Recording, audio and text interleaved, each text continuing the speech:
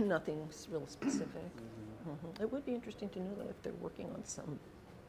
I mean, did they contract with an outside group to do some sort of like an audit, or I don't remember really. I think they bank on that too. They're like, people in so many months aren't going to remember what we said. I don't know. I'll have to. And then, go back and look at did that. the assembly pass something that Start talking. was calling for some sort of other review? Good afternoon. I'm Rebecca Palsha with Alaska's News Source. We are waiting right now at 10:58 on this January 8th, 2025 for an update from the latest Anchorage officer police involved shooting. This is again the second officer involved shooting of the year. One happened yesterday, one early this morning in the Government Hill neighborhood. That's just before 6 o'clock this morning. It happened on the 700 block of Hollywood before 6 o'clock. Shots rang out in the neighborhood. One person has been seriously injured, but we are waiting to see what led up to this. What is the reason for this shooting and what has happened that led up to it? We also have multiple reporters working on this case at this point to see if we can get an update from yesterday's officer-involved shooting. That one happened after a report of an armed robbery in Midtown. We are standing by. It's about 2 minutes until this press conference is to begin. And again, for if you are just joining us, we are waiting for an update on the second officer-involved shooting in Anchorage of this year. This is again the second one in 2 days.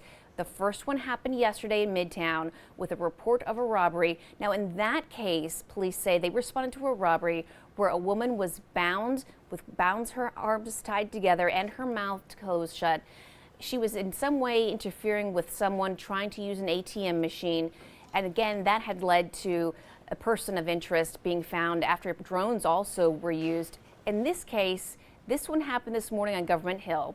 We know less information about what happened, but it was near the Lighthouse Christian Fellowship Church on Hollywood Drive in Government Hill neighborhood. That is the one we're waiting on for a press conference about. We are getting very little information at this point, but we hope to be able to update you on the latest information. And we can see if we can take a live look at this location at this point. So here is APD headquarters. This is in downtown Anchorage. We are waiting for Chief Sean Case to arrive here. He should be here any minute with an update on the second officer-involved shooting of this year, January 8th, 2025. This one happened this morning before 6 o'clock. They say this one happened sometime before 6 o'clock, just before 6 o'clock. Shots rang out. There were about 3 shots that rang out. Then that street was lined with police cars. At one point, an ambulance was seen. The scene was tense this morning with lots of activity, lots of police cars, lights and sirens, and very quickly that scene de-escalated in the intensity as they gained control over what happened in that area. We did see one vehicle with the back windows shut. We do not know how that car was involved in this shooting or if it was involved in this shooting at this point.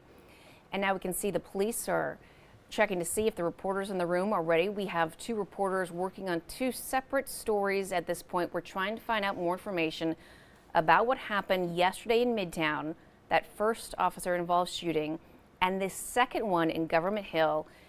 And here's Chief Sean Case. Let's hear what he has to say this morning.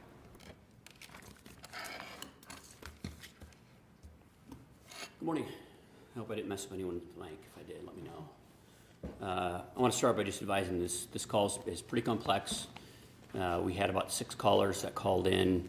At least 3 or 4 of them were all at the same time calling in. So if you can imagine we having 4 callers talking to 4 different call takers who are then relaying the information to dispatch, who are then putting that information out to officers. There's a lot of information coming from different sources at the same time. So because of that level of complexity, I am going to do my best to do this chronologically and in a very linear fashion and provide the information that we knew at the time that the officers arrived on scene. And because my goal here is that everybody walks away feeling like they have a good understanding of what took place this morning. So slow me down if you need to, and I'll take questions afterwards to try to clarify some of the things that I'm about to tell you. So this morning at approximately 5:44 a.m., dispatch received the first call that advised there were shots fired around the 700 block of Hollywood Drive.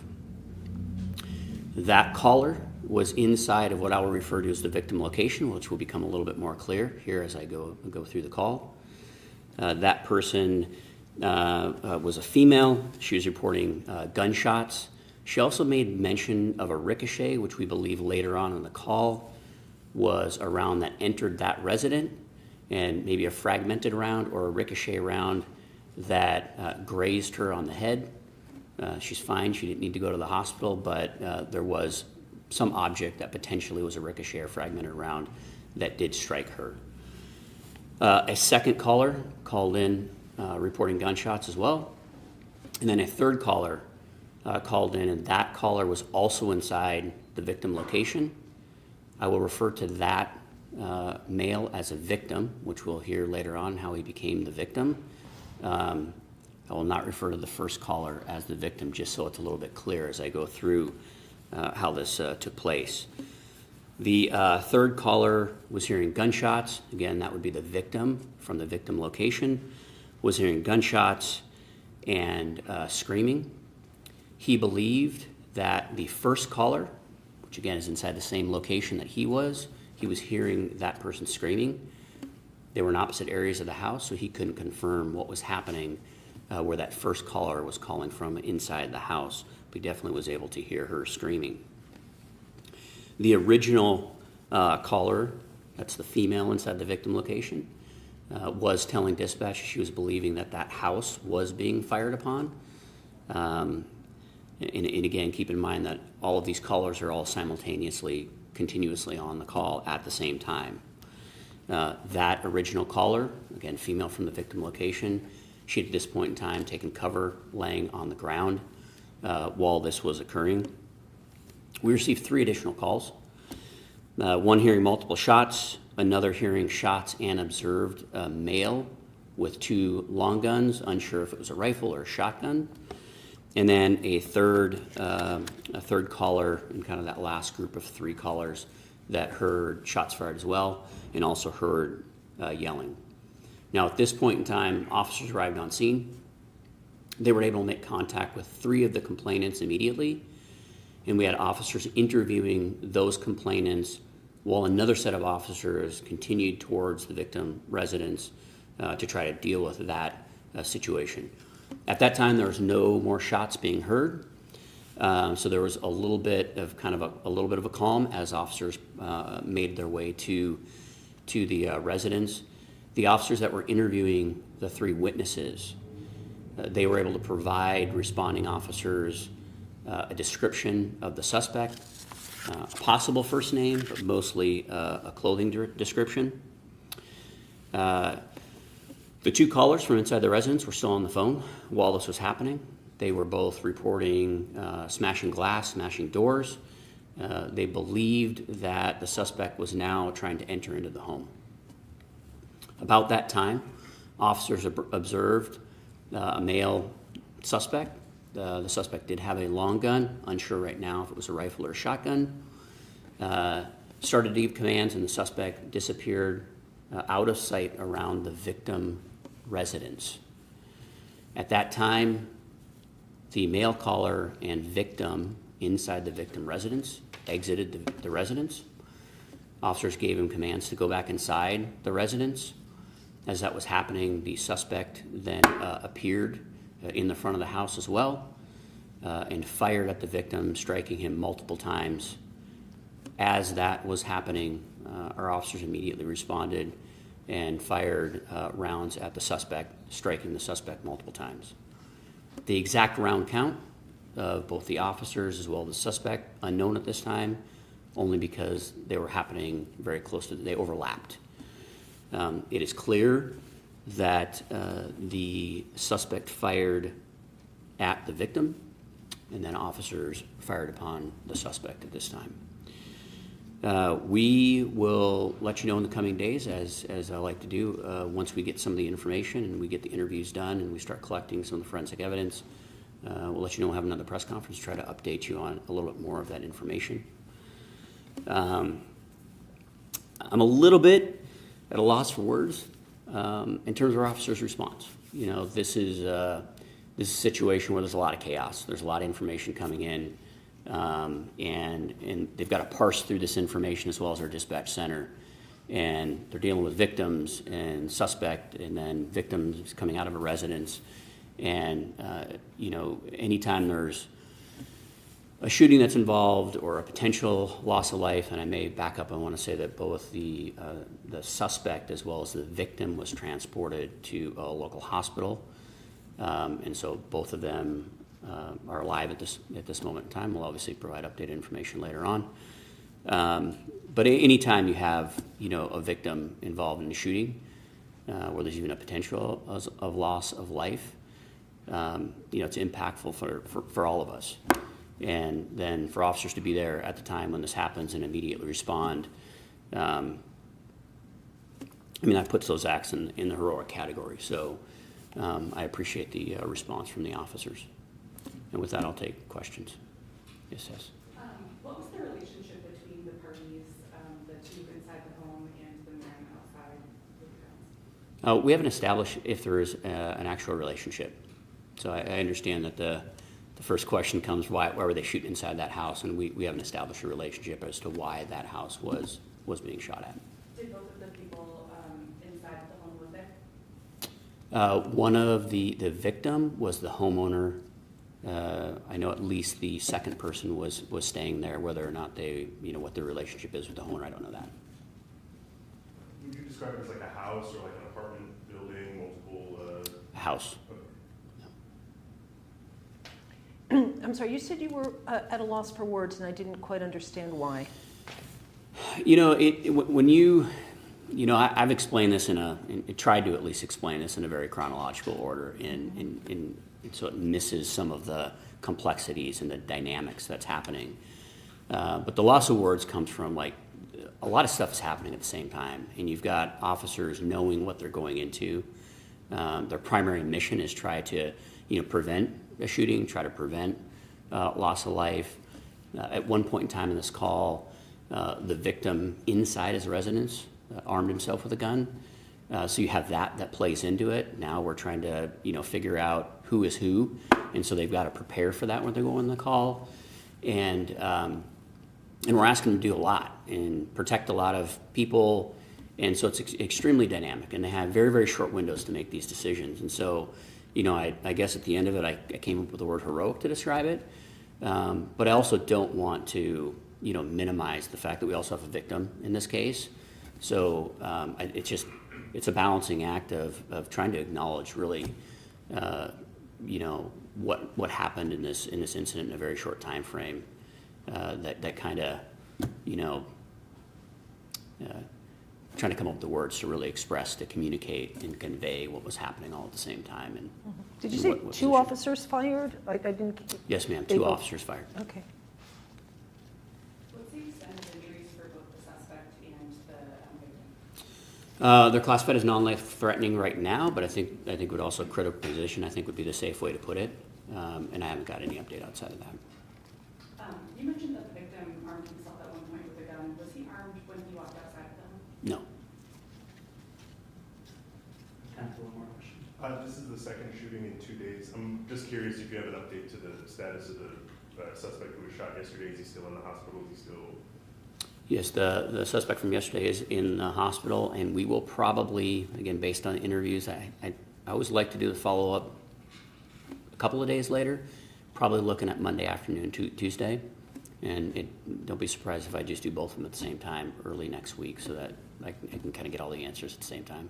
And this might have been implied, but was this altercation today caught on the body camera? Yes, body camera this incident was also on body camera. Have any charges or citations been filed, or do you plan to file charges? Not at this time. I expect some. Just 2 in 2 days. Do you have any thoughts for the public who may think, gosh, this is just a continuation of a disturbing trend? I like to, and I hope that the public thinks about these as individual incidents. These aren't connected to each other. So when we use the word trend, that kind of gives the impression that there's a link between either the conduct or the incidents themselves. These are all independent incidents with the own set of circumstances and facts that surround them.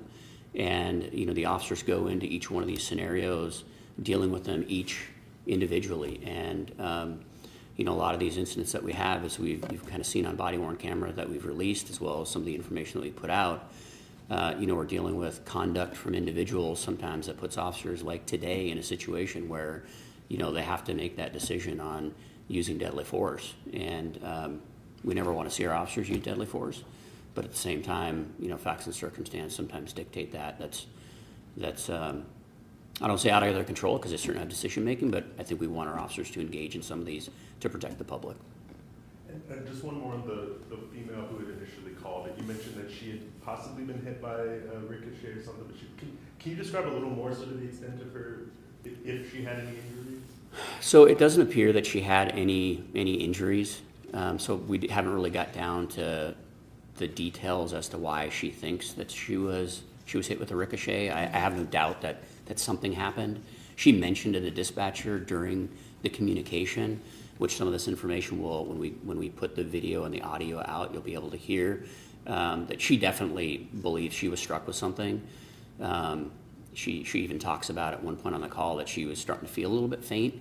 So there was definitely a physical and or emotional thing that was happening based on rounds that were coming into the house. So there's something there. Just exactly what. The rounds were coming into the house, like the person was shooting into the house and Yes, bullets were ma'am. coming in? Okay, I want to clarify that. All right, thank you.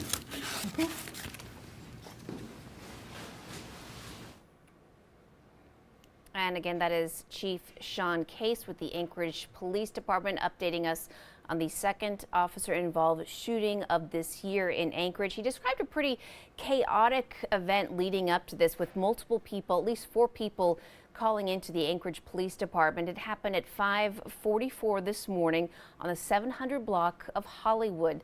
The police chief says that someone shot into the house off of Hollywood, and that's when officers also started shooting at that man. They said that 2 officers at least fired on the person, those 2 people who are now in the hospital, the victim, who the chief describes as the victim, and also the owner of that home off of Hollywood, as well as the person who was shooting, both with critical injuries at this point. 2 officers fired.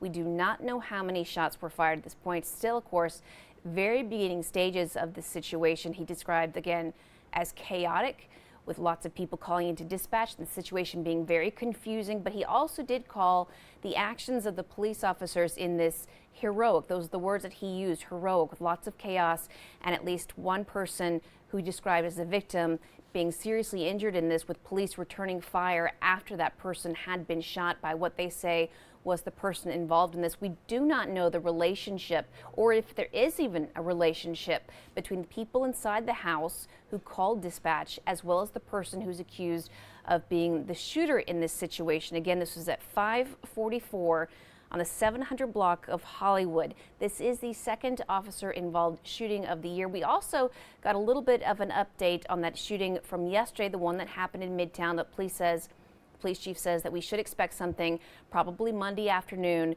He likes to have, what he said, at least 2 days to kind of let these things sit and be investigated and to have more details before he has another press conference. So again, we are still waiting to have updates on both of these.